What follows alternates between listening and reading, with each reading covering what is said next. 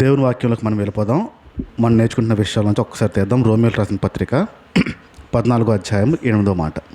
14:8.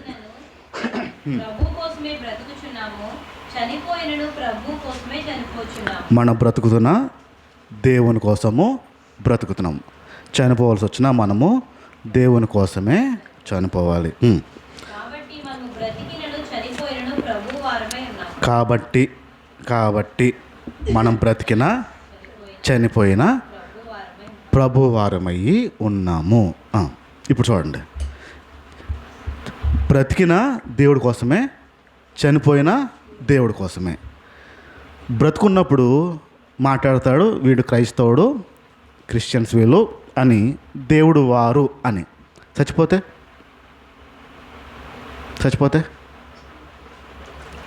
మాట్లాడతారా? కొద్ది రోజులు మాట్లాడతారు. క్రైస్తవుడు చనిపోయాడు కొద్ది రోజులు. చరిత్రలో నిలిచిపోవాలంటే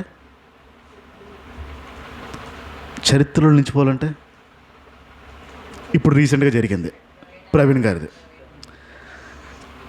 వాస్తవానికి చాలా కొద్దిమందికి తెలుసు, కొద్దిమందికి తెలుసు, ఎక్కువ బాగా తెలుస్తుంది కాదు, కొద్దిమంది తెలుసు. ఆయన మరణం ఏం చెప్పింది ఇప్పుడు బీబీసీ న్యూస్లో ఎక్కే రేంజ్కి వెళ్ళింది. ఏకంగా సాధారణంగా బీబీసీలో ఎక్కాలంటే అంత ఈజీ కాదు.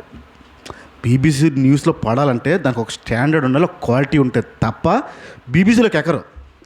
అలాంటిది ఈయన మరణము బీబీసీ రేంజ్కి వెళ్ళింది. బీబీసీ వారు వచ్చి మాట్లాడడం, బీబీసీ వారు వచ్చి ఏం జరిగిందని వారు వేయడం జరిగింది. బీబీసీ వారు అంత హై రేంజ్. ఇప్పుడు బ్రతికినా చనిపోయినా, ఇప్పుడు చనిపోయినా ఏం జరుగుతుందో ప్రభు వారమై ఉన్నాము అనే విషయాన్ని తెలియపరుస్తున్నాడు. ఇప్పుడు ఇది చరిత్ర కింద మాట్లాడతారు. మనది అయిపోయిన తర్వాత పిల్లల తరం వచ్చిన తర్వాత మా అమ్మాళ్ళ టైంలో ఒక పాస్టర్ గారు ఉండేవారు అని చెప్తారు. ప్రవీణ్ గారు అని ఒక పాస్టర్ గారు ఉండేవారు. ఆ పాస్టర్ గారు కూడా చాలా బాగా సేవ చేస్తారు. మాటలు వస్తాయి అవన్నీ. అంటే బ్రతికినా చనిపోయినా మనం సత్త ఎన్ని రోజులు మాట్లాడతారు ఇందాక అన్నట్టు, కొన్ని రోజులు. మనం చచ్చిపోతే కొన్ని రోజులు మాట్లాడతారు అంతే. దాని తర్వాత ఏముంది? సమాధి, పేరు, అన్నీ. అంటే ఇప్పుడు బ్రతుకుతే ఎలా బ్రతకాలి? కొన్ని తరాలు మాట్లాడేలాగా బ్రతకాలని అర్థం. సస్తే ఎలాగా? కొన్ని తరాలు మన గురించి మాట్లాడేలాగా బ్రతకాలి, సావాలి అని అర్థం. రోమియోలు రాసిన పత్రికలోంచి 12వ అధ్యాయం 1-3.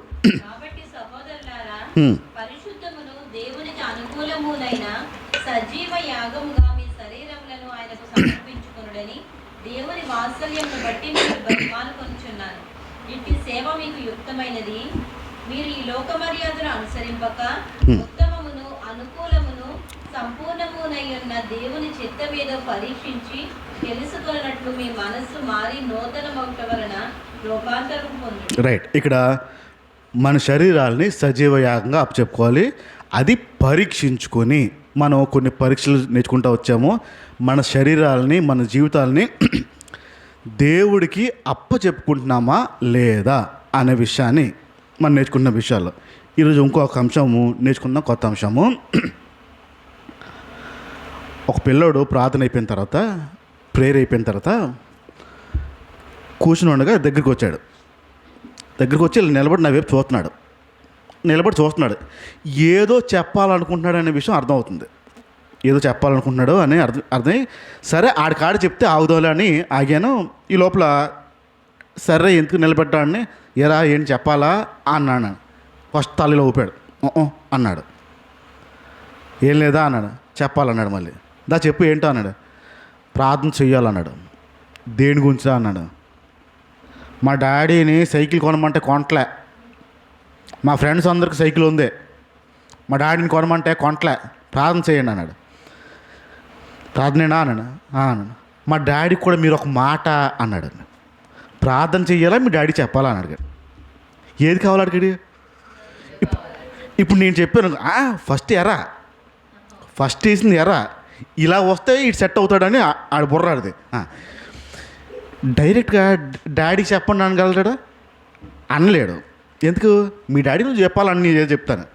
అది అనిన తర్వాత మా డాడీకి మీరు ఒక మాట అన్నాడు. ప్రార్థన చెయ్యాలా చెప్పాలి మీ డాడీకి అన్నాను. కాస్త ఆలోచించి 2 అన్నాడు. 2 కాదు ఏదో ఒకటి కాడు అన్నాను. మా డాడీకి చెప్పన్నాను. వచ్చాడు దారిలోకి. ప్రార్థన వదిలేండి, మా డాడీకి చెప్పేయండి అన్నాడు. నేను చెప్పను కానీ ప్రార్థన చేద్దాము, నువ్వు కూడా ప్రార్థన చేయి అన్నాడు. ఈ లోపల వాళ్ళ అన్నయ్య ఉన్నాడు. ఆ దూరం చూస్తున్నాడు, వీడు ఏంటి చెప్తున్నాడు, ఏం మాట్లాడుతున్నాడు, నా గురించి ఏం చెప్పేస్తున్నాడు అని భయపడుతున్నాడు. ఆడిని పిలిచానులాగా పిల్లగానే ఏంట్రా అడుగుతున్నాడు వీడు అన్నాడు. అదా సైకిల్ గురించి అనియా అన్నాడు. ఆడు తెలుసా నీకు అన్నాడు. తెలుసు. నీకు కావాలా అంటే ఇద్దరికి కావాలని అన్నాడు. ఇద్దరికి 2 సైకిలా అన్నాను. పెద్దోడు ఏమనంటే మా డాడీ దగ్గర అంత డబ్బులు లేవు, ఒక సైకిల్ కొంటే మేమిద్దరం వాడుకుంటాం అన్నాడండి. పెద్దోడు కదా కొంచెం ఆలోచిస్తాడు, చిన్నోడు అదే ఉండదు.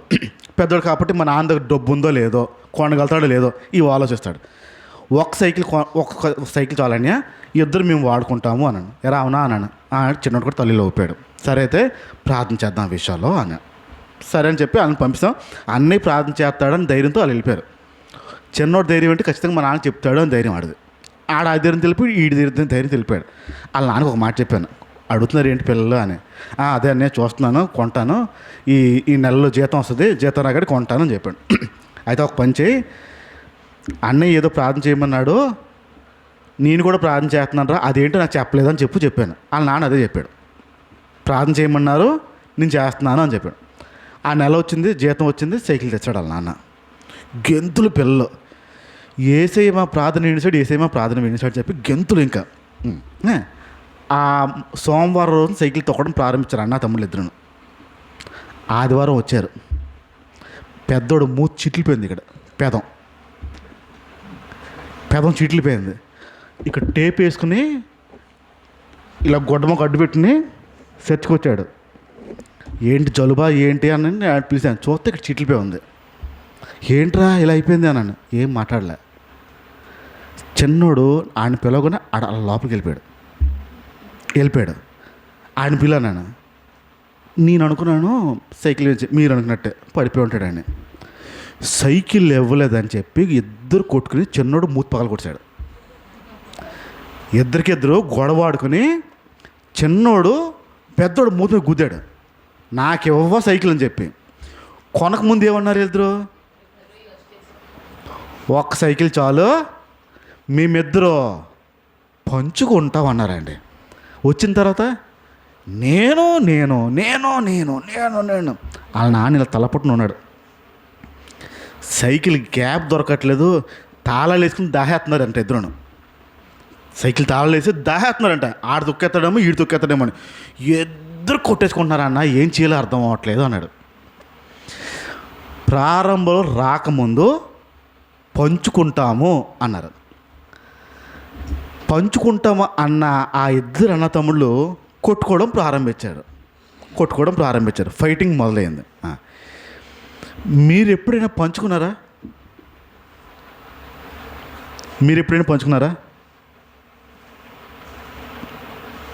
పంచుకుంటే ఎలా పంచారు? మీరు ఎప్పుడైనా పంచుకున్నారా? పంచుకుంటే ఎలా పంచారు? ఇప్పుడు మీ ఆలోచించండి. ఒకే తల్లి కడుపున పుట్టిన ఇద్దరు. ఆ ఇద్దరు మీరు అనుకోండి కాసేపు. పిన్ని కొడుకు పిన్ని కూతురు కూడా ఉన్నారు. మీ దగ్గర ఒక 3 బిస్కెట్లు ఉన్నాయి అనుకుందాం. 3 బిస్కెట్లు. ఆ 3 బిస్కెట్లు పంచాలి ఆ నలుగురికి. పెద్ద మొక్క మీ తమ్ముడికి వెళ్ళొద్దా? పెద్ద మొక్క పిన్ని తాలూకులకి వెళ్తుందా? ఏది ఎట్టు వెళ్తుంది? సొంతం అని వచ్చిన తర్వాత ఎలా వెళ్తుంది? అది మారుదా? అలా చూస్తున్నారు. నేనైతే మార్చేస్తాను ఖచ్చితంగా, డౌటే లేదు. నా తమ్ముడు నా చెల్లి పెద్ద వెళ్ళిపోతుంది ఖచ్చితంగా, మారుతుంది. ఇప్పుడు వాళ్ళిద్దరు లేరు, మీ ఇద్దరే ఉన్నారు, అప్పుడు ఎలా వెళ్తుంది? మారుద్దా లేదా? పంచుకునే విషయంలో ఎక్కడో మనిషి చిన్న తేడా చేస్తూ ఉంటాడు. పంచే విషయంలోనే, ఇచ్చే విషయంలోనే, పంచుకునే విషయంలో, ఇచ్చే విషయంలో చిన్న తేడా. పూర్వం గుడికి వెళ్తున్నప్పుడు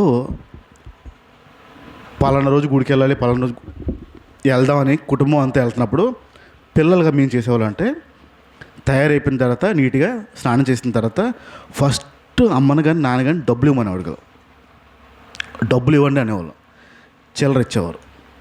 మాకు గుడికి వెళ్ళడం ఎందుకు ఇష్టం అంటే హుండీలో డబ్బులు వేయడం చాలా ఇష్టం. హుండీలో ఆ కాయిన్స్ వేయడం అంటే చాలా ఇష్టంగా ఉండేది. వేసిన తర్వాత ఒక రకమైన ఆనందం, ఇచ్చాము అని.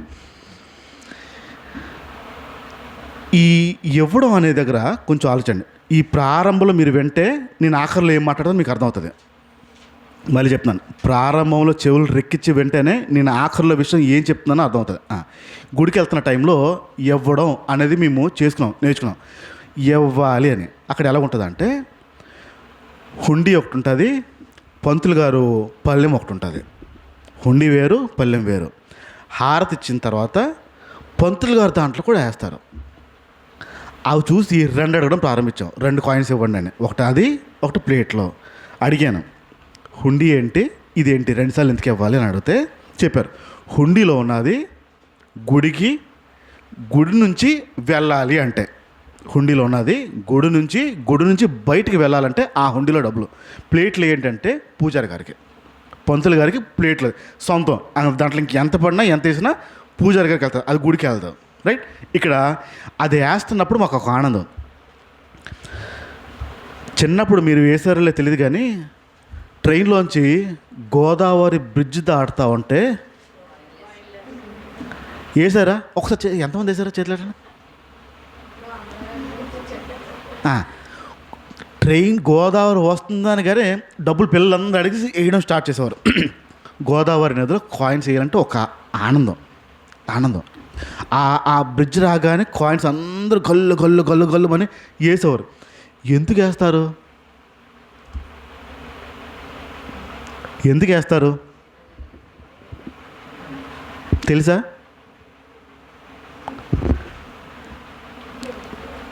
ట్రైన్లో నేను వేస్తున్నప్పుడు నా పక్కన ఆయన అడిగాను, అంకుల్ ఎందుకు వేస్తారు అంటే, ఏమోనమ్మా వేస్తారు, అలాగే అందరూ వేస్తారు అన్నాడు. చెప్పలే. ఇంకోసారి అడిగినప్పుడు ఆయన చెప్పిన మాట ఏంటంటే, గంగమ్మ తల్లికి ఏదైనా కోరుకుని వెయ్యాలి అని. ఇప్పుడు ఆలోచిద్దాం. డబ్బులు దేవుడికి ఇస్తున్నారా, పంచుతున్నారా? మీకు అర్థం అవ్వలేదు. ఇవ్వడం వేరు, పంచడం వేరు. మీ దగ్గరున్న వాటిని దేవుడికి ఇస్తున్నారా, పంచుతున్నారా?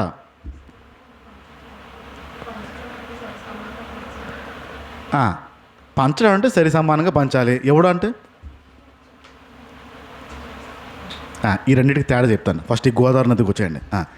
ఇక్కడ నదిలో వేసే ఒక తంతు క్రియ ఏంటంటే, పూర్వం మన దగ్గర ఇప్పుడున్న కాయిన్స్ కాదు, ఆ రోజుల్లో ఎత్తడివి బిళ్ళలన్నీ ఎత్తడివి ఉండేవి. తర్వాత అల్యూమినియం వచ్చేవి. ఎత్తడి, అల్యూమినియము. గంగా నది, యమున నది, గోదావరి, ఈ 3 భారతదేశంలో ప్రాముఖ్యమైనవి, పూజ అందుకోవడానికి సిద్ధంగా ఉన్న నదులు ఇవి. ఈ 3 నదులు. ఈ 3 నదులని నీట్గా ఉంచాలి. అంటే పూజ చేసే ఆ వస్తువుల్ని, పూజ చేసే వాటిని నీట్గా ఉండాలి అనడం కోసము రాగి ముద్ద, రాగి బెల్ల నీటిలో వేస్తే నీరు పరిశుద్ధం అవుతుందని. నీరు ఇప్పుడు రాగి బిందులు వాడతారు పాతకాలం పోలు. ఎందుకు? ఆ నీరు మంచివి అని. అంటే రాగి నీటిని పరిశుభ్రపరుస్తుంది. అందుకు బిళ్ళలు వేసేవారు. కాయిన్స్ అనేవి అందుకిస్తారు. అల్యూమినియము కాయిన్స్ కూడాను ఆ నీటిలో వేయడానికి కారణం ఏంటంటే అల్యూమినియము నీటిని క్లీన్ చేస్తుంది. అందుకు ఆ బిళ్ళలు వేసేవారు. క్రమేణా ఏమైపోయిందంటే ఆ నీటిలో వేస్తే కోరికలు తీరుతాయి అని మారిపోయింది. పూర్వీకులు వేసిన ఉద్దేశం వేరు, కాలం మారే కొద్దీ వేసే ఉద్దేశం వేరైపోయింది. అందులో వేస్తే కోరికలు తీరుతాయి, దేవుడు కోరిక వింటాడు. అలాంటప్పుడు నోట్లు వేయచ్చు కదా, ఇంకా స్పీడ్గా వింటాడేమో కదా, కట్టలు ఇవ్వచ్చు కదా, ఇంకా స్పీడ్గా వింటాడేమో. ఉద్దేశం ఏమో ఒకటి. క్రమేణా మారిపోయి ఆ క్రమం అంతా మారిపోయింది. ఇప్పుడు దేవుడికి ఇస్తున్నాము అనే విషయం అది గుడిలో ఉంటుంది, మసీదులో ఉంటుంది, చర్చిల్లో కూడా ఉంటుంది. దేవుడికి ఇస్తున్నాము అనే విషయం. ఇప్పుడు దేవుడికి ఇస్తున్నారా, దేవుడికి పంచుతున్నారా? ఇది నా ప్రశ్న. ఇస్తున్నామా, పంచుతున్నామా? ఇవ్వడానికి పంచడానికి చిన్న తేడా ఏంటంటే, ఇవ్వడము అంటే పట్టుకో, ఇది నేను ఇచ్చాను, తీసుకో అని చెప్పి ఇచ్చాను రైట్. ఈ పిల్ల ఇప్పుడు పట్టుకెళ్ళిపోతుంది. నేను అడగడానికి నాకు అర్హత లేదు. ఇంకా నేను ఇచ్చేసిన తర్వాత అడగడానికి అర్హత లేదు, ఇంక తంది అయిపోయింది. అది పంచడం అనుకో, పెన్ను ఉందా అన్నప్పుడు ఇస్తాం చూడండి. అప్పుడు ఏం చేసాం, పంచాం, మళ్ళీ నా దగ్గరకు వచ్చేస్తుంది. అది ఆ వస్తువు మళ్ళీ నా దగ్గరకు వచ్చేస్తుంది. పెన్ లేదు అని అడిగినప్పుడు నేను పెన్ ఇచ్చానంటే రాసుకొని ఇచ్చేస్తారు. ఇవ్వడం అంటే ఇచ్చి మర్చిపోవడం, ఇంక సంబంధం లేని విషయం. ఇప్పుడు ఈ ఇవ్వడం అనే దగ్గర వస్తాను, ఆఖరి వరకు శ్రద్ధగా వినడానికి ప్రయత్నించండి. ఏం చెప్తున్నాను మీకు అర్థమవుతుంది. ఆదికాండం వద్దాం ఒకసారి. ఆదికాండం 4వ అధ్యాయం. ఆదికాండము 4వ అధ్యాయం.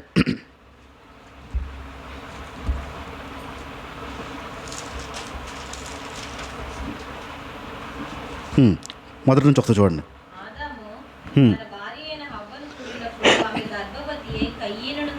రైట్, కయ్యూను కన్నారు. తరువాత ఆమె అతని తమ్ముడకు హేబేలును కనెను. హేబేలు గొర్రెల కాపరి, కయ్యేను భూమిని సేద్యపరచువాడు. హేబేలు ఏం చేస్తాడు? గొర్రెల కాపరి. కయ్యేను భూమిని సేద్యపరచువాడు. కొంతకాలమైన తరువాత కయ్యేను పొలము పంటలో కొంత యెహోవాకు అర్పణగా తెచ్చాను. కొంతకాలం అయిన తర్వాత కయ్యూను అంట పంట పొలంలో ఉన్న ఎంత ఎంత ఎంత కొంత కొంత తెచ్చాడు.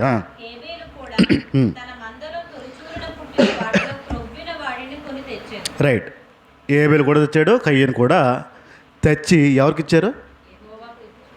దేవుడికి ఇచ్చాడు. ఇప్పుడు ఆలోచండి, కయ్యూను హేబేలుకి ఎవరు చెప్పారు ఇవ్వాలని? కయ్యూనికి హేబేలుకి ఎవరు చెప్పారు ఇవ్వాలని? ఇప్పుడు గోదావరిలో కాయిన్లు వేస్తున్నాం కదా, మనం చూడకుండా ఎవరో వేస్తారు కాబట్టి వేయాలి కాబట్టి మనం వేసాము. ఇప్పుడు కయ్యూను హేబేలు ఇక్కడి నుంచి ప్రారంభమైంది. ఆదమ్మ అవ్వకి పుట్టిన వారు. ఎవరు చెప్పారు? తల్లిదండ్రులు ఇచ్చి ఉండొచ్చు, చేసి ఉండొచ్చు, చెప్పినోడు ఎవడు లేడు. కయ్యూను హేబేలు అర్పణ అర్పించారు. ఇది ప్రారంభం ఇక్కడి నుంచి జరిగింది. బైబిల్ చరిత్రలో దేవుడికి కొంత భాగం ఇవ్వడము అనేది ఇక్కడి నుంచి ప్రారంభించింది. అదే ఆదికాండంలో 14వ అధ్యాయంకి వద్దాం. అదే ఆదికాండంలో 14వ అధ్యాయం 17 నుంచి 21. 14వ అధ్యాయము 17 నుంచి 21. అతడు కదొర్లాయోమెరును అతనితో కూడానున్న రాజులను ఓడించి తిరిగి వచ్చినప్పుడు సొదొమ రాజు అతనిని ఎదుర్కొనుటకు రాజు లోయ అను షావే లోయ మట్టుకు బయలుదేరి వచ్చాను. మరియు షాలేము రాజైన మెల్కీసెదెకు రొట్టెను ద్రాక్షారసమును తీసుకొని వచ్చెను. అతడు సర్వోన్నతుడకు దేవునికి యాజకుడు. అప్పుడు అతడు అబ్రహామును ఆశీర్వదించి ఆకాశమునకు భూమికిని సృష్టికర్తయును సర్వోన్నతుడునైన దేవుని వలన అబ్రాము ఆశీర్వదింపబడును గాక అనియు, నీ శత్రువులను నీ చేతికి అప్పగించిన సర్వోన్నతుడకు దేవుడు స్తుతింపబడును గాక అనియు చెప్పాను. అప్పుడు అతడు అన్నిటిలో ఇతనికి 10వ వంతు ఇచ్చాను. అన్నిట్లో ఇప్పుడు ఇక్కడ లెక్క వచ్చిందా రాలేదా? ఇందాక కయ్యూను హేబేలు దగ్గర కొంత ఇప్పుడు ఇక్కడికి వచ్చినప్పటికి లెక్క వచ్చింది. అన్నిటిలో, కొన్నిట్లో కాదు, అన్నిటిలో ఏంటించంట 10వ వంతు ఇచ్చాడు అని బైబిల్ చెప్పింది. రైట్, ఇది ఇంకా ఈ పాత నిబంధనకి వెళ్ళిపోతూ ఉంటాయి. అంటే దేంట్లో ఇచ్చారు, ఎలాగిచ్చారో ఆ విషయాలు ఉంటాయి. సబ్జెక్ట్ అది కాదు, నేను ముందుకు వెళ్తాను. అన్నిట్లో 10వ వంతు ఇక్కడ ఇవ్వడం ప్రారంభించాడు. ఇప్పుడు సామెతల గ్రంథంకి వచ్చేద్దాం డైరెక్ట్గా. సామెతల గ్రంథము 19వ అధ్యాయము. సామెతల గ్రంథము 19వ అధ్యాయము 17వ మాట. పేదల్ని కనికరించేవాడు యెహోవాకు అప్పు ఇచ్చువాడు. వారు ఏం చేస్తారో దానికి ప్రత్యుపకారం చేస్తాడు. ఇక్కడ ఆ పాత నిబంధన చూస్తుంటే దేవుడికి వారు అప్ప చెప్పారు, కొంత భాగం ఇచ్చారు. అబ్రాహాం దగ్గర నుంచి 10వ వంతు దేవుడికి అన్ని విషయాల్లో ఇవ్వడం ప్రారంభించారు. రైట్, ఇవ్వడం విషయంలో ఇక్కడ కొంచెం దాటి వెళ్తే దేవుని ఉద్దేశం ఒకటి ఉంది. ఒకసారి మళ్ళీ చెప్పనివ్వండి. గుడుల్లో కానీ చర్చిల్లో కానీ ఈ తంతు ఎందుకు వచ్చిందంటే మందిరానికి ఇవ్వాలని, లేని వారికి చర్చ్ నుంచి వెళ్ళాలి అనే ఉద్దేశం మీద వచ్చింది. ఏ వ్యక్తులకైతే ఉండదో సంఘం నుంచి వెళ్ళాలి అనే ఆలోచన మీద దేవుడు ఆ ఉద్దేశంతో పెట్టిన ఉద్దేశం మారిపోతుందని మళ్ళీ సామెతలో గుర్తు చేశాడు ఆ విషయాన్ని. మళ్ళీ చెబుతుంది అది. పేదలను కనికరించువాడు యెహోవాకు అప్పించువాడు. ఇప్పుడు దేవుడికి ఇవ్వమంటలే, ఇక్కడ గమనించండి, దేవుడికి ఇవ్వమంటలే, పేదవాడికి ఇస్తే అంట దేవుడికి అప్పు ఇచ్చినట్టే అంట. పేదవాడికి చేస్తే దేవుడికి అప్పు ఇచ్చినట్టే. దేవుడికి అప్పు ఇస్తే తిరిగి ఇస్తాడు ఎవడా? తిరిగిస్తాడు ఎవడా? ఎలా ఇస్తాడు? ఎలా ఇస్తాడు? వడ్డీ వేసి ఇస్తాడు, డబల్ ఇస్తాడు. పేదలకి చేసినప్పుడు, పేదల పక్షాన చేసినప్పుడు దేవుడు చేసే పనులు అలాగుంటాయి. నేను మళ్ళీ చెప్తున్నాను, మీరు దేవుడికి ఇస్తున్నారా, పంచుకుంటున్నారా? ఇస్తున్నారా, పంచుకుంటున్నారా? ఈ ప్రశ్న గుర్తుపెట్టుకుంటా ఉన్నాడు. మీరు దేవుడికి ఇస్తున్నారా, దేవుడికి పంచుకుంటున్నారా? ఏం చేస్తున్నారు? ఇప్పుడు వాక్యానికి వెళ్ళిపోదాం. ఈ పార్ట్ని అలా గుర్తుపెట్టుకోండి. దేవుడికి ఇస్తున్నారా, పంచుకుంటున్నారా? పాత నిబంధన ఏం చెప్పిందో ఇది గుర్తుపెట్టుకోండి. ఇప్పుడు కొత్త నిబంధనకు వచ్చేద్దాం. మొదటి తిమోతి పత్రిక అందరు తీయండి. 2వ అధ్యాయము, మొదటి తిమోతి పత్రిక 2వ అధ్యాయము మొదటి నుంచి ఒకసారి చూడండి అందరూ.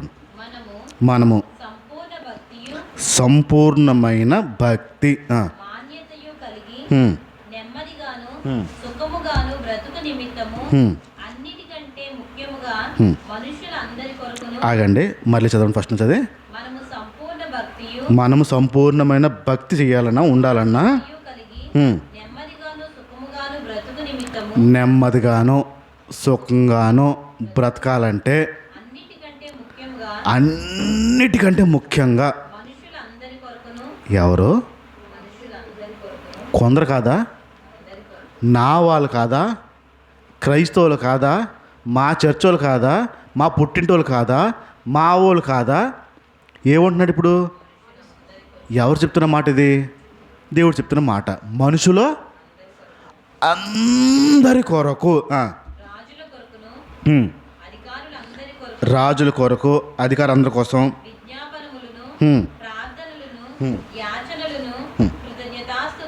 చేయవలెనని హెచ్చరించుచున్నాను. ఇది మంచిదియు మన రక్షకుడగు దేవుని దృష్టికి అనుకూలమునదై ఉన్నది. ఆయన మనుషులందరూ రక్షణ పొంది, కొందరు కాదా? మళ్ళీ కొందరు కాదు ఇక్కడ. ఆయన మనుషుల అందరి కోసం అంట రక్షణ పొంది సత్యమును గూర్చిన అనుభవ జ్ఞానము గలవారై ఉండవలెనని నిశ్చయించుచున్నాడు. దేవుడు ఒక్కడే, దేవునికి నరులకును మధ్యవర్తియు ఒక్కడే. రైట్. 6వ వచనం మళ్ళీ చదవండి. అది దేవుడు ఒక్కడే 6. ఈయన అందరి కొరకు విమోచన క్రయధనముగా తన్ను తానే సమర్పించుకొనెను. తను తానే, ఈ పదం గుర్తుపెట్టుకోండి. తను తానే సమర్పించుకొనెను అంటే ఏంటి? ఏమిచ్చాడు ఈయన? ప్రాణం ఇచ్చాడు. ఏమిచ్చాడు? తనను తానే ఇచ్చుకున్నాడు. నేను మళ్ళీ చెప్తున్నాను, యేసు ఏమి ఇచ్చాడు అంటే యేసునే ఇచ్చుకున్నాడు. యేసు ఏం పంచాడంటే యేసునే పంచుకున్నాడు. యేసు ప్రభు మనుషుల కోసం ఏమి ఇచ్చాడంటే యేసు ప్రభు ఆయనే పంచుకున్నాడు. ఇప్పుడు నా ప్రశ్నకి సమాధానం చెప్పడానికి ప్రయత్నం. మీరు మీరు మీరు దేవుడికి ఇస్తున్నారా, మీరు దేవుడికి ఇచ్చుకుంటున్నారా? మీరు దేవుడికి ఇస్తున్నారా, మీరే దేవుడికి ఇచ్చుకుంటున్నారా? అర్థం అవ్వాలన్నట్టు ఉంది. నేను మళ్ళీ చెప్తున్నాను. మీరు మీ దగ్గరున్నవి ఇస్తున్నారా, మిమ్మల్ని మీరే ఇచ్చుకుంటున్నారా? మీకు క్లారిటీ అవుతుంది ఇప్పుడు కదా. మనం ఇచ్చేది ఏంటి? మీ దగ్గర ఏముంటుందో అది ఇస్తాం మనం దేవుడికి. ఇచ్చి ఒక ఆనందం. దేవుడికి నేను యేసు ప్రభు ఏమి ఇచ్చాడంట? తనను తానే ఇచ్చుకున్నాడంట. ఆయన దగ్గర ఏమీ లేదు, ఆయన దగ్గర ఉన్న ఇవ్వలేదు. ఆయన ఏమి ఇచ్చాడంటే తన్ను తానే ఇచ్చుకున్నాడు. ఇప్పుడు మనుషులు చాలా వరకు ఎక్కడైనా చూడండి, వారి దగ్గర ఉన్న దేవుడికి ఇస్తారు తప్ప వారిని ఇచ్చుకోరు. వారి దగ్గర ఏమున్నాయో అవి ఇస్తారు తప్ప వారిని ఇచ్చుకోరు.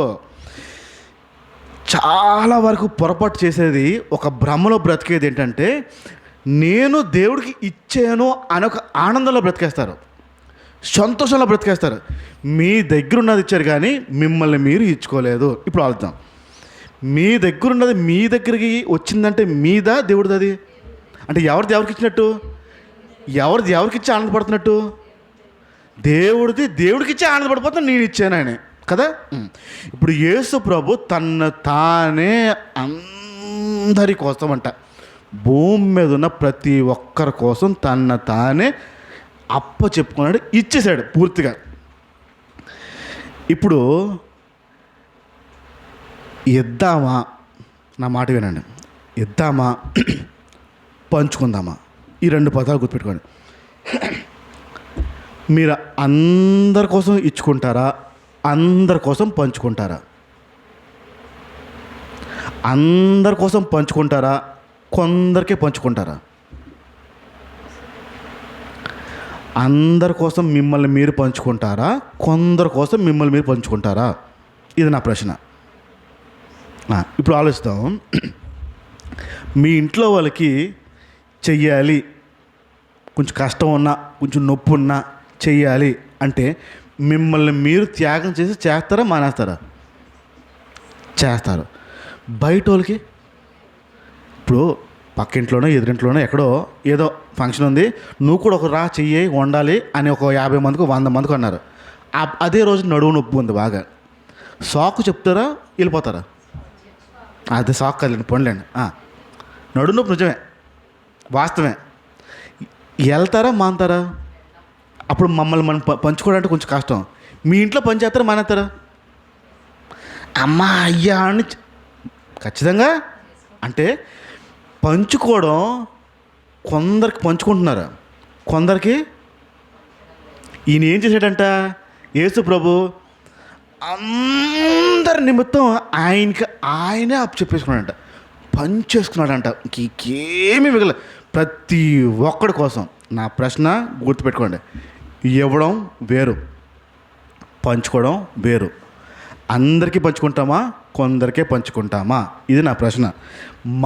మనము సజీవ యాగంగా చెప్పుకోవాలి. దేవుడికి ఇస్తున్నారా, దేవుడికి పంచుకుంటున్నారా? దేవుడికి మీ దగ్గరున్నవి ఇస్తున్నారా, మీరే దేవుడికి చెప్పుకుంటున్నారా? ఇది నా ప్రశ్న. కొంచెం ఎక్కడెక్కడ ఎలాగా మనుషులు దేవుడికి ఇచ్చుకుంటారా, ఇచ్చుకోరా కొంచెం ఆలోచిద్దాం. మనము అందరికీ పంచుకుంటామా, అందరికీ పంచుకోమా అనే విషయాలు గ్రహించే ప్రయత్నం చేద్దాం. నేను ఒక 7 లక్షణాలు చెప్తాను, 7 విషయాలు చెప్తాను. ఆ 7 విషయాల్లో మనము పంచుకోగలమా లేదా అనే విషయం చూద్దాం. ఇక్కడ ప్రభు చెప్పిన మాట ఏంటంటే, దేవుడు యేసు ప్రభు అందరి కోసం పంచుకున్నాడు. ఇప్పుడు దేవుడికి ఇవ్వడం ఒకటే. సో చెప్పండి, దేవుడికి ఇవ్వడం అని చెప్పండి గట్టిగా. దేవుడికి ఇవ్వడం. మనుషులకి ఇవ్వడం చెప్పండి గట్టిగా. ఉన్న ప్రాంతం వారికి ఇవ్వడం. దేవుడికి ఇవ్వడం, మనుషులకి ఇవ్వడం, ఉన్న ప్రాంతంకి ఇవ్వడము. ఈ 3 గుర్తుపెట్టుకోండి. ఈ 3 మీద ఉంటుంది. మిమ్మల్ని మీరు పంచుకోవాలంటే ఈ 3 మీద ఉంటుంది. దేవుడికి ఇవ్వాలి చెప్పండి, దేవుడికి ఇవ్వాలి, మనుషులకి ఇవ్వాలి, ఉన్న ప్రాంతం వరకు కూడా ఇవ్వాలి. ఈ 3. అది ఎలాగంటే మిమ్మల్ని మీరు ఇచ్చుకోవాలి. మీ దగ్గర ఉన్న విషయం గురించి మాట్లాడలేను. కొత్త నిబంధనకు వచ్చినప్పుడు మారింది అది. మిమ్మల్ని మీరు ఆ విషయాల్లో ఇచ్చుకోవాలి. ఫస్ట్ చెప్తున్నాను, నీకు ఇష్టమైనది అనండి. నాకు ఇష్టమైనది. మీకు ఇష్టమైనవి కొన్ని ఉన్నాయి. ఆ ఇష్టమైనవి చంపుకుని వేరే ఎవరి కోసమని మిమ్మల్ని ఇచ్చుకోగలుగుతారా? ఇష్టమైనది చంపుకొని వేరే ఎవరి కోసమైనా త్యాగం చేయగలుగుతారా? ఇప్పుడు ఇష్టమైన చీర ఉందా లేదా? ఇష్టమైన మీకు ఇష్టం, ఆ రంగు అంటే ఇష్టం, ఆ కలర్ అంటే ఇష్టం, ఆ బట్ట అంటే ఇష్టం, ఇష్టమైన చీర ఉందా లేదా? ఉందా లేదా? ఉంది. ఆ ఇష్టమైన చీర ఎవరికైనా ఇవ్వగలుగుతారా? మనసు వస్తుందా? వచ్చారనుకుందా ఎవరైనా మీ వాళ్ళు వచ్చి భలే ఉంది నాకు ఇస్తావా అన్నారు, చేయగలుగుతారా? ఇప్పుడు ఏది అడ్డు వస్తుంది మనం పంచుకోవడానికి? నా ఇష్టము అడ్డు వస్తుంది పంచుకోవడానికి. మీ కూతురు వస్తే అంటే ఇప్పుడు అందరికీ పంచుకుంటున్నాం, కొందరికి పంచుకుంటున్నాం మనం. యేసుప్రభు అందరికా కొందరికా? ఆయన పంచుకున్నాడట. ఇప్పుడు నీకు ఇష్టము ఏది ఉందో ఆ ఇష్టాన్ని చంపి ఎవరికైనా నిన్ను నువ్వు పంచుకోగలవా? మనం కొందరికే పంచుకోగలుగుతాం. యేసంట అందరికీ మన శరీరం ఎలాగ ఉండాలంటే సజీవ యాగంగా అప్పచెప్పుకునే స్థితిలో ఉండాలి. నా ఇష్టము వచ్చిందంటే ఇంకా అప్పచెప్పుకునే స్థితిలో లేదు. ఇష్టాన్ని చంపుకొని దేవుడి కోసము, మనుషుల కోసము, ఊరిలో ఉన్న వారి కోసము ఏదని నేను మళ్ళీ చెప్తున్నాను. మీరు ఇచ్చే వస్తువుల గురించి నేను మాట్లాడలే. మీ ఇష్టాన్ని చంపుకోవడం రావాలి. ఎవరి కోసం? దేవుడి కోసం, మళ్ళీ మనుషులు, ప్రాంతం, ఈ మూడిటి కోసం ఖచ్చితంగా రావాలి. రెండో విషయం చెప్తున్నాను, కోరికనండి. కోరికలు ఉన్నాయి లేవా? ఈ కోరికల్ని చంపుకుని ఇప్పుడు మీకు ఒక కోరిక ఉందనుకుందాం, మీకు ఒక కోరిక ఉంది. ఆ కోరిక తీరే టైంకి వేరే ఓడొచ్చాడు అక్కడికి. ఆ కోరికని చంపగలుగుతామా? కోరికని నాకు ఇప్పుడు మీకు అర్థమవుతుంది చెప్తున్నాను.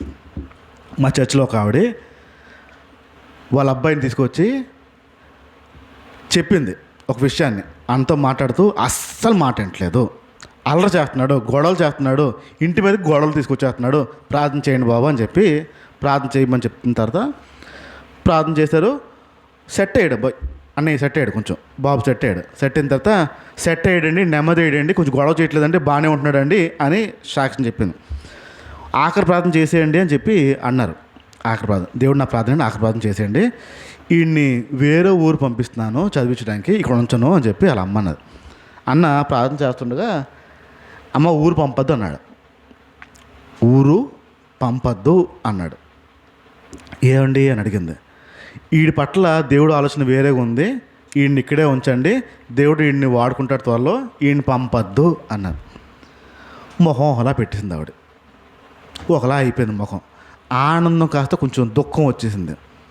అంటే ఇంజనీరింగ్ అది చేసి ఇంజనీర్ అవుతే చూడాలని మా ఆశ, సాఫ్ట్వేర్ కంపెనీలో పనిచేస్తే మా ఆశ అన్నారు. ఇప్పుడు వాళ్ళకి ఒక కోరిక ఉంది. ఆ కోరికని చంపడం ఈజీ కాదు. లేదమ్మా ఆడి దారి వేరేమ్మా అని చెప్పారు. ఏనలే, మొత్తానికి పంపిస్తుందండి, హైదరాబాద్ పంపిస్తుంది, దూరం పంపిస్తుంది, హాస్టల్ వేస్తుంది మొత్తానికి. ఎలా చదువుతున్నాడు? ఫస్ట్ ఇయర్ చాలా బాగా చదువుతున్నాడు అండి చెప్పాను. దేవునికి స్తోత్రం, సంతోషం. ఎలా చదువుతున్నాడు? సెకండ్ ఇయర్ సూపర్ అండి అన్న.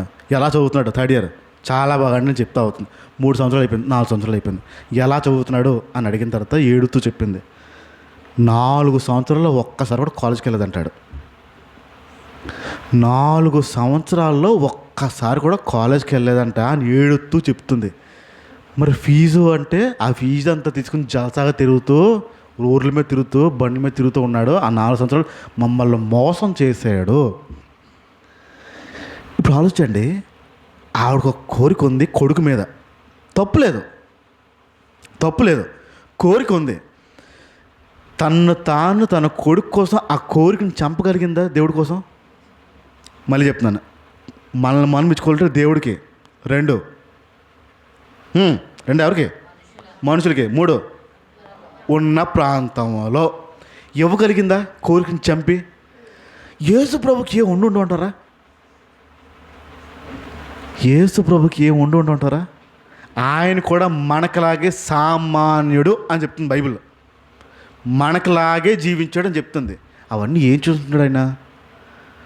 మనుషుల కోసం, ప్రజల కోసం, దేవుడి కోసం ఆయన చంపుకొని తాను అప్పచెప్పున్నాడు. 3వ విషయం చెప్పేస్తాను స్పీడ్గా. ఆశ అనండి. ఆశ వేరు, కోరిక వేరు. కోరిక అనేది చాలా బలమైనది, ఆశ చిన్నదే. ఆశపడ్డాం, చిన్న చిన్న ఆశలు ఉన్నాయి లేవా?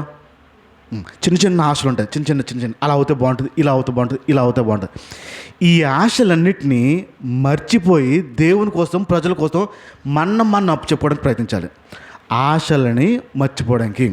ఇప్పుడు ఇవన్నీ ఒకసారి ఆలోచిస్తూ ఉంటాయి, ఇవన్నీ చెప్తా ఉంటే ఫస్ట్ నేను ఇష్టమైనది వదులుకోవడానికి అన్నాను. రెండోది కోరికలు వదులుకోవాలి అని చెప్పాను. ఇప్పుడు ఆశలు వదులుకోవాలని చెప్పాను. ఎందుకు బతకడం అనిపించదా? బతకడం ఎందుకు? కోరిక వద్దంటున్నారో, ఆశపడ్డం వద్దంటున్నారో, ఇష్టమైనవి వద్దంటున్నారో, ఎందుకు బతకాలి? ఇవన్నీ లేకుండా ఎందుకు బతకాలి మనిషి చెప్పండి. నేను ఇంటర్మీడియట్లో ఉంటున్నప్పుడు మా ఫ్రెండ్స్ అందరూ వచ్చి బీర్ పార్టీ పెట్టారు. బీర్ వాళ్ళంతా డబ్బులు పోగేసి బీర్ తాగడం కోసం అని సరదా కోసం బీర్లు అన్నీ రెడీ చేసుకుంటే నన్ను పిలిచారు. నేను అట్లా రానురా అన్నాను. ఎందుకు అన్నాడు. తాగకూడదు, నేను యేసుప్రభుని నమ్ముకుని అలాంటి పట్టుకోను అన్నాను. సరే అండి సార్. కాలేజ్ డుమ్మా కొట్టి బయట ఎక్కడికో తిరగడానికి వెళ్ళారు, రమ్మన్నారు, రానన్నాను. ఒకరోజు కొత్త సినిమా మీద రిలీజ్ అవుతుంటే దానికి రమ్మన్నారు, టికెట్లు అన్నీ తీసేస్తున్నా, రమ్మన్నారు, రానన్నాను. వారు ఏ పని చెప్పినా అట్లా నేను రాను. వాడు వచ్చి ఎందుకురా బతుకుతున్నావు అన్నాడు నన్ను. అసలు ఎందుకురా బతుకుతున్నావు? ఒక సంతోషం లేదు, సుఖం లేదు, ఏమీ లేదు, దేనికిరా బతుకుతున్నావు నువ్వు? ఏంట్రా నీ బతుకేంట్రా, మమ్మల్ని చూడు ఎంత ఎంజాయ్ చేస్తున్నామో అన్నాడండి. ఇప్పుడు అవన్నీ లేకుండా, ఆశలు కూడా లేకుండా చంపుకొని మిమ్మల్ని మీరు దేవుడికి, ప్రజలకి, ప్రాంతానికి అప్పచెప్పగలరా? అప్పచెప్పగలుగుతారా? ఇప్పుడు అర్థమని చెప్తున్నాను. చిన్న చిన్న ఆశలు హృదయంలో ఉంటాయి, అది అవ్వాలి అని చిన్న కోరిక, అవ్వాలి అని కోరిక. ఆ ఆశల్ని చంపుకొని సైతం మనం వెళ్ళడానికి ప్రయత్నించాలి. నేను 4వ విషయం చెప్తున్నాను, స్పీడ్ చెప్తున్నాను. ప్లాన్ అనండి. ప్లాన్ లేస్తారా ఇరా? ఇంటి ప్లాన్లు కాదు, ఏదో ఒక ప్లాన్ లేస్తారు. ఏదో ఒకటి మీకు ఆ విషయంలో అవ్వాలంటే, మీకు ఆ విషయంలో జరగాలంటే, ఏది చేస్తే, ఎక్కడ చేస్తే, ఎలా పెడితే, ఎలా మెలుకు పెడితే, ఏదంటే అవుద్దో మీ బుర్రలో ప్లాన్ ఉంటుంది. అది అలా జరిగిపోద్ది. ప్లాన్ ప్రకారం చేసేస్తారు. మీ బుర్రలో బోల్డ్ అని ప్లాన్స్ ఉంటాయి. భవిష్యత్తు గురించి కొన్ని ప్లాన్స్ ఉంటాయి. ఇప్పుడు ఆ ప్లాన్స్ని ఆపాలి అంటే ఆపగలుగుతారా?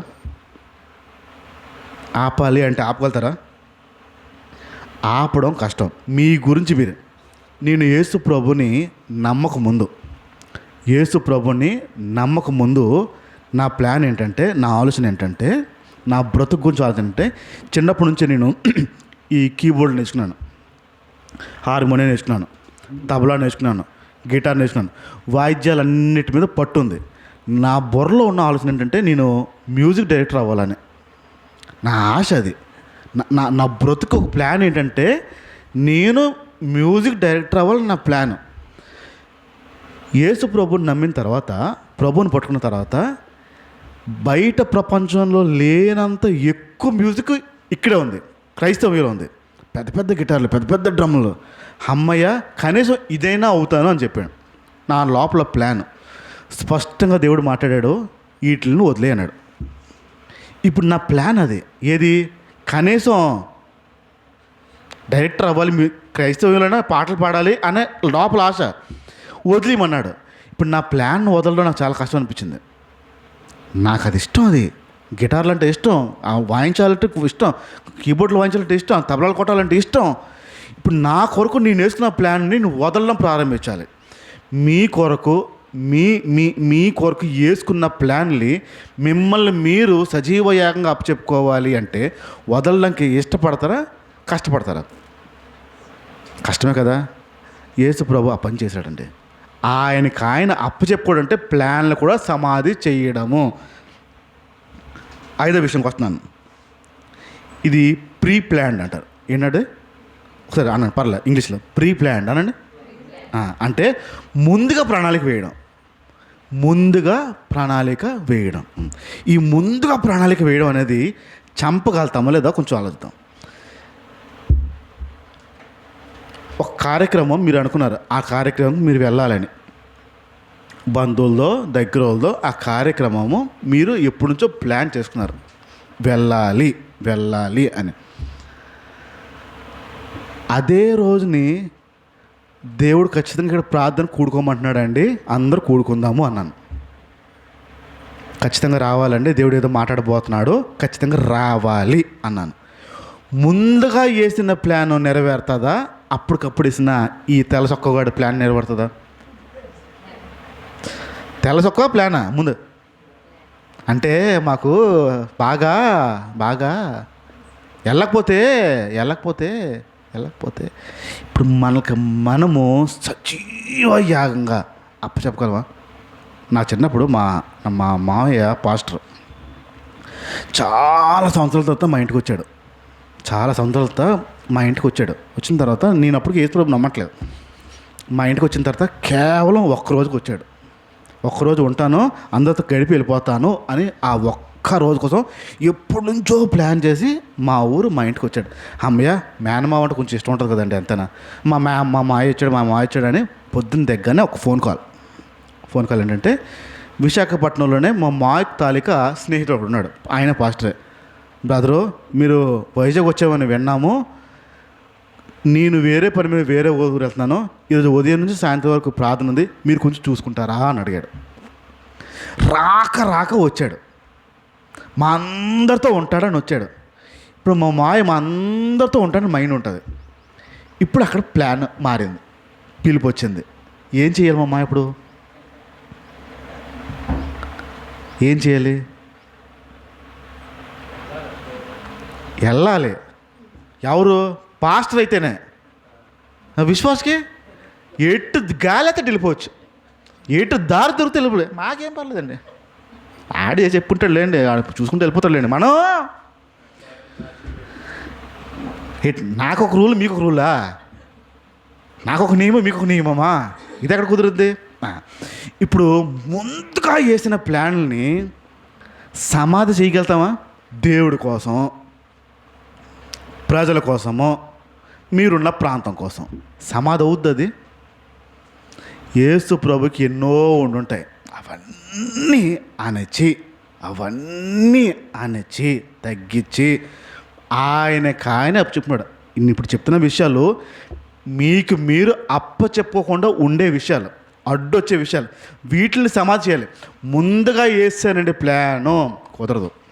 ఒకవేళ అవకాశం ఉంటే, అవసరం ఉంటే ఆ ప్లాన్ని సమాధి చేసి మీకు మీరు ఇచ్చుకోవాలి. అక్కడ మీ దగ్గర ఉన్నది కాదు, నేను మళ్ళీ అంటుంది, మీకు మీరు ఆ విషయంలో, ఆ ప్రాంతంలో, ఆ మనిషికి కనుక, ఆ వస్తువు కనుక, ఆ ప్రాంతం కనుక, దేవుడు కనుక ఇవ్వాలి అంటే మీకు మీరు ఇచ్చుకోవాలంటే, మీ ప్రీ ప్లాన్ ఉన్నా అది సమాధి చేసి మీకు మీరు ఇచ్చుకోవాలి. యేసులాగా చెప్తున్నాను, ఆ పని చేస్తే మీకు నష్టం వస్తుంది. దేవుడి కోసం మీరు ఇచ్చుకోగలుగుతారా? మనుషుల కోసం ఇచ్చుకోగలుగుతారా? ప్రజల కోసం ఇచ్చుకోగలుగుతారా? ఆ పని చేయడం వల్ల మీకు ప్రయోజనం ఉండదు, లాభం ఉండదు, నష్టమే వస్తుంది. ఆ పని చేస్తే మీరు నష్టపోతారండి. మీరు నష్టపోయే పనులు చేస్తారా, ఆపేస్తారా? అంటే ఒక పని చేయడం వల్ల మీరు నష్టపోతారు, కానీ దేవుడు పని జరుగుద్ది, కానీ ఆ మనిషి పని జరుగుద్ది, కానీ ఆ ప్రాంతంలో ఒక పని జరుగుతుంది. వారు లాభపడతారు, మీరు నష్టపోతారు. అవుద్దా? మనసు ఒప్పుద్దా? ఏది గెలుస్తుంది? మనకి అసలు కోల్పోకూడదు, మంది ఏది పోకూడదు. పోయింది దేవుడు, పోయింది ప్రజలు, పోయింది ప్రాంతము. అక్కడ మనం ఇచ్చుకోలేము. చూడండి, మనకి లాభం చేకూరితేనే. ఇప్పుడు అనుకుందాం, మీ ఇంట్లో ఒక అద్భుతం జరిగింది అనుకుందాం. ఒక అద్భుతం జరిగింది, ఊరంతటిని పిలిచి భోజనాలు పెట్టాలని మీరు అనుకున్నారు. ఊరంతటిని పిలిచి భోజనాలు పెట్టాలని మీరు అంటున్నారు. అంతా నాన్ వెజ్జే. నాన్ వెజ్ పెడితే ఎక్కువ మాట్లాడుకుంటారా, వెజిటేరియన్ పెడితే ఎక్కువ మాట్లాడుకుంటారా జనం? నాన్ వెజ్లో అన్ని రకాల జంతువులు, అదే తినే జంతువులేండి, అన్ని రకాలు పెట్టేశారండి. ప్రజలు మాట్లాడుకుంటారు. ఇప్పుడు మాట్లాడుకుంటున్న టైంలో అక్కడ ఒక మాట చెప్పమంటున్నారు. డబ్బులు ఇచ్చింది మీరు కాదు, పలానా వ్యక్తి అని చెప్పాలి. వాస్తవానికి మీరు ఇచ్చింది మీరే, పెట్టింది మీరే, పెట్టుబడి మీదే, కానీ అక్కడ పేరు మీది రాదు. ఆడెవడో పేరు చెప్పాలి, చెప్పగలుగుతారా? వస్తుందా? ఇక్కడ ఏదో నష్టపోతే ఎక్కడో తెలియని బాధ, నష్టపోయి మనము అప్పు చెప్పడం రావాలి. లాభం వచ్చినా నష్టం వచ్చినా ప్రజల కోసం, దేవుడి కోసం, ప్రాంతం కోసం ఈ పని చేయాలి. 7వ విషయం చెప్తున్నాను, భక్తి అనండి. మళ్ళీ కొంచెం గట్టిగా, భక్తిని త్యాగం చేయగలుగుతారా?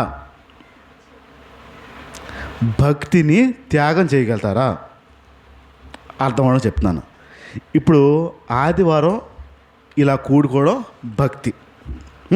ఆదివారం రాగానే ప్రార్థన చేసుకోవడం, పాటలు పాడుకోవడం, వాక్యం వినడం, ఇది ఒక భక్తి యొక్క తంతు. ఎవరి కోసమైనా మేలు జరుగుతుందని భక్తిని కొంచెం మార్చగలుగుతారా? మేలు జరుగుతుందని భక్తిని మార్చగలుగుతారా? లేదండి ఆదివారం అండి నేను అవ్వదండి అంటారా? ఈజీగా చేసేది ఏంటి తెలుసా? ఇక్కడే ఈజీగా మనుషులు చేసేది ఏంటంటే ఇక్కడే భక్తిని కాంప్రమైజ్ చేయగలుగుతాం. భక్తి అనే దాన్ని ఎలాగైనా మలచగలుగుతాం, మలిచి అవతల వ్యక్తికి సాయం చేయగలుగుతాం. ఇప్పుడు ఆదివారం రోజునే ఏదైనా ఉందనుకుందాం, ఆదివారం రోజునే ఏదైనా ఉంది, వెళ్ళాలి, కాంప్రమైజ్ అవుతుంది లేదా? ఇప్పుడు వెళ్ళకపోతే తిట్టుకుంటారు. ఎవరిని తిట్టుకుంటారు? మిమ్మల్ని యేసుప్రభునా? క్లారిటీ ఇవ్వండి. యేసుప్రభుని కాదు కదా. ఇప్పుడు మిమ్మల్ని తిట్టుకుంటారని బాగోదు, లేనిపోయిన మనస్పర్ధలు, లేనిపోయిన తలనొప్పులు ఎందుకులే అని చెప్పి అక్కడ మంచి చేయడానికి ఎప్పుడైనా ఆ పని చేయడానికి ఇష్టపడతారా? మంచి చేయడానికి దేవుడి నిమిత్తము ప్రజలకి, అక్కడ ఉన్న మనుషులకి భక్తిని కాంప్రమైజ్ చేయగలుగుతారా? మెండంగి ప్రాంతంలో వెళ్తున్న టైంలో అక్కడున్న ప్రజలకి, ఆ ఆదివాసులు, చదువు లేని వాళ్ళు, నాగరికత లేదు, ఇంకా బట్టలు కూడా సరిగ్గా వేసుకోరు, అలాంటి ప్రాంతం అది. ఆ మెండంగి ప్రాంతంలో పనిచేస్తున్న టైం అది. యథావిధిగా ఆదివారం రోజుని మేము వెళ్ళాలి, వాక్యం చెప్పాలి, ముగించుకొని రావాలి. బయలుదేరుతున్న టైంలో అక్కడున్న వారు, చర్చ్ వాళ్ళు ఫోన్ చేసి, మా ఊరిలో ఒక ముసలమ్మ చనిపోయింది, ఈరోజు ప్రార్థన వద్దన్నయ్యా అని చెప్పాడు. బాగోదన్నాడు. వారి మాటకి గౌరవం ఇచ్చి మేము ప్రార్థన ఆ రోజు పెట్టలే. పెద్ద సంఘాలకి అలా అవుతుంది అంటారా? ఇప్పుడు సతీష్ కుమార్ గారి సంఘమే ఉంది, ఆ ప్రాంతంలో ఎవరు చనిపోతే చర్చ్ పెడతాడా, ఆపేస్తాడా? భక్తి ఆగుద్దా? ఆగదు. ఆ చర్చలో ఎవరైనా చనిపోయినా ఆగుద్దా? ఆగదు. మేమేం చేసాం, వాళ్ళకి మాటకి మర్యాద ఇచ్చి, గౌరవం ఇచ్చి మేము ఆ రోజు ప్రార్థన పెట్టలే. కాకపోతే ఆ ప్రాంతంకి వెళ్ళాం. ఆ చనిపోయిన వారు ఎవరైతే ఉన్నారో ఆ చనిపోయిన ప్రాంతంకి వెళ్ళి ఆ శవం ఎక్కడైతే ఉందో ఆ శవం ఎంతసేపు అయితే ఉంచారో అంతసేపు వాళ్ళ దగ్గరే కూర్చున్నాం. శవాన్ని తీసుకెళ్ళారు, వారు పాతి పెట్టే వరకు మేము దగ్గరే ఉన్నాం. మాకు సంబంధించినవి కాదు. ఈ ఒక్క పని భక్తిని కొంచెం ఆపడం చేయడం వల్ల ఆ ఊరిలో ఉన్న జనం అంతా మెచ్చుకోవడం ప్రారంభించారు. ఒరే, ఇన్నాళ్ళు వేరే పాస్టర్ వచ్చేవాడురా, అది ఏ రోజు ఆపలేదురా, చచ్చిపోయడం కంటే రచ్చోడు కాదు, కనపడే కూడా మొగం చూపించడం, వీళ్ళేంటో మా దగ్గర కూర్చున్నారు అని మాట్లాడడం ప్రారంభించారు. ఇప్పుడు మీరు చేసే భక్తి మార్చాలి, మలచాలి ప్రజల కోసం అంటే మలచగలుగుతారా? కష్టమా, నష్టమా? లేదండి, అవ్వదండి, కుదరదండి. ఇది ఏది చేయడానికి లేదు. మన అప్పు చెప్పుకోవాలంటే మన భక్తిని కూడా కొన్నిసార్లు సమాధి చేయాలి. ఈ మాట అర్థం అవ్వడం మళ్ళీ చెప్తున్నాను. కొన్నిసార్లు ఆ మనిషిని గెలుచుకోవాలంటే, కొన్నిసార్లు ఆ ప్రాంతాన్ని గెలుచుకోవాలంటే, కొన్నిసార్లు అక్కడున్న ప్రజల్ని గెలుచుకోవాలంటే మీ భక్తి అడ్డు రాకూడదు. అది సమాధి చేసినా మిమ్మల్ని మీరు ఇచ్చుకోవడానికి ప్రయత్నించాలి. మిమ్మల్ని మీరు ఇచ్చుకోవడం అంటే మీ భక్తి మిమ్మల్ని అడ్డు పెట్టకూడదు. అది అన్యాయం అయిపోతుంది. మనుషులు గెలుచుకోకూడదు. ఆయన ప్రతి ఒక్కడి కోసము ఆయనే అప్పు చెప్పుకున్నాడు బైబిల్ చెప్తుంది. ఇప్పుడు మనం అందరికీ అప్పు చెప్పుకుంటామా? కొందరికా? ఖచ్చితంగా కొందరికే. మనం సజీవయాగంగా దేవునికి అప్ప చెప్పుకునే స్థాయికి రావాలి. అది ఏ అడ్డులు వచ్చినా ఆ అడ్డన్నిటిని మనం ఆనించి సమాధి చేసి అప్పుడు మనం దేవుడికి అప్పు చెప్పిన స్థితికి మనం రావాలి. మనకి ఏవి అడ్డు రాకూడదు, మనకు మనము అప్పు చెప్పుకోవాలి. నేను మళ్ళీ ఒక ప్రశ్నతో ముగిచ్చేస్తాను. దేవుడికి ఇస్తున్నారా, దేవుడికి ఇచ్చుకుంటున్నారా? ఇదే మైండ్లో పెట్టుకోండి. ఇస్తున్నారా, ఇచ్చుకుంటున్నారా? ఇచ్చేసుకున్నామనే ఒక భ్రమలోంచి దాటి మిమ్మల్ని మీరు ఇచ్చుకోవడం నేర్చుకోండి. మీ దగ్గర ఉన్నవన్నీ దేవుడివి, ఆయనకి ఇస్తున్నారు అంతే తప్ప మీకు మీరు ఇచ్చుకున్నప్పుడే స్వచ్ఛమైన దేవుడికి కానుక అర్పించినట్టు. మిమ్మల్ని మీరు అప్పు చెప్పుకోవడానికి ప్రయత్నించండి. కళ్ళు మూసుకుందాము, ప్రార్థన చేద్దాం. ప్రభా, ఇదిగో ఇవ్వడము అనేది ప్రారంభంలోంచే ఉంది. వారి దగ్గర ఉన్న విషయాల్లో, వారి దగ్గర ఉన్న వస్తువులు, వారి దగ్గర ఉన్న ధనము నీ దగ్గర తెచ్చి వారు ఇచ్చిన దాఖలాలు ఉన్నాయి. ఆ ఇస్తున్న వ్యక్తులు ఒక ఆలోచనతో ఇచ్చారు, నేను దేవుడికి ఇస్తున్నాను అని. కొత్త నిబంధనకు వచ్చినప్పటికీ మీకు మీరే మా కోసం సజీవయాగంగా ఇచ్చేస్తున్నారు, మీ దగ్గర కాదు. ఇప్పుడు వరకు మా ఆలోచన ఏంటంటే, మా దగ్గరవి దేవుడికి ఇస్తున్నాము చాలు, ఇది మా అభిప్రాయం, మా ఆలోచన. కానీ మీరు ఆశిస్తుంది, మీరు కోరుకుంటుంది ఇంకోటి ఉంది. మమ్మల్ని మేము అప్పు చెప్పుకోవాలి మీకు. చాలా విషయాల్లో మేము ఆ స్వార్థం ఉంటున్నామో.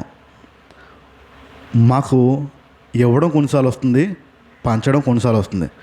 కొందరికే పంచగలుగుతున్నాం, అందరికీ మేము పంచుకోలేకపోతున్నాం. మాకు మేము క్షమించమని అడుగుతున్నాం. మీరు ఈ భూమి మీద ఉన్నప్పుడు ప్రతి ఒక్కరి కోసం మీరు సమర్పించుకున్నారు, ఇచ్చేసుకున్నారు మీకు మీరు.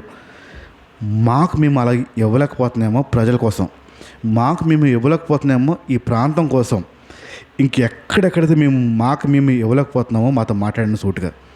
మాకు ఇష్టమైన వాటిల్లో మేము అది అణుచుకొని మాకు మేము ఇచ్చుకోలేము. మాకు కొన్ని కోరికలు ఉన్నాయి, అది చంపుకొని మాకు మేము ఇచ్చుకోలేము. మా కోరికే ముఖ్యం. మాకు కొన్ని ఆశలు ఉన్నాయి, మాకు కొన్ని ప్రణాళికలు ఉన్నాయి, ముందుగా వేసిన ప్లాన్లు ఉన్నాయి. అది నష్టం వస్తుంది అంటే మేము ఆ పని చేయడానికి ఇష్టపడం, ఆ మనిషిని సంపాదించడానికి ఇష్టపడం. మా భక్తి కొన్నిసార్లు మమ్మల్ని అభ్యంతరం పెడుతుంది. మేము చేస్తున్న భక్తి వల్ల కొందరు మనుషులను కోల్పోతున్నాం, కొందరు ప్రజలను కోల్పోతున్నాం, కొన్ని ప్రాంతాలని మేము కోల్పోతున్నాం. క్షమించమని అడుగుతున్నాం. మా భక్తి మీ మనుషుల్ని సంపాదించుకోవడానికి మాత్రమే. మీరు మా నుంచి ఆశిస్తుంది కూడా అదే, మమ్మల్ని మేము అప్పచెప్పుకోవడం. ఇదిగో మీరు సూటుగా మాట్లాడుతున్నారు. మమ్మల్ని మేము మీకు అప్పచెప్పుకోవాలి, మమ్మల్ని మేము ప్రజలకు అప్పచెప్పుకోవాలి, మమ్మల్ని మేము ఈ ప్రాంతంలో ఉన్న ప్రతి ఒక్కరికి అప్పచెప్పుకోవాలి. ఎందుకంటే మీరు ప్రతి ఒక్కరి కోసం బలియాగం చెడ్డారు. మేము తండ్రి, ఇదిగో మమ్మల్ని మేము కూడా అప్పచెప్పుకున్నాం. ఇంక మీదటైనా మేము ప్రతి ఒక్కరి కోసం మేము పంచుకునే వారిలా ఉండాలి. చివరి కాదు, ఏ విషయంలోనే అందరి కోసం మేము పంచుకునే వారిలా మమ్మల్ని మార్చమని బలహీనతలు అన్నిటిపైన విజయాన్ని ఇవ్వమని యేసు నామమున ప్రార్థిస్తున్నాను తండ్రి. ఆమేన్. తండ్రి అయిన దేవుని ప్రేమ, కుమారుడైన క్రీస్తు కృప, పరిశుద్ధాత్మక అన్యోన్యమైన సహవాసం కూడి వచ్చిన ప్రతి ఒక్కరికి తోడై ఉండి నడిపించును గాక. ఆమేన్. ఆమేన్. అందరికీ వందనాలు.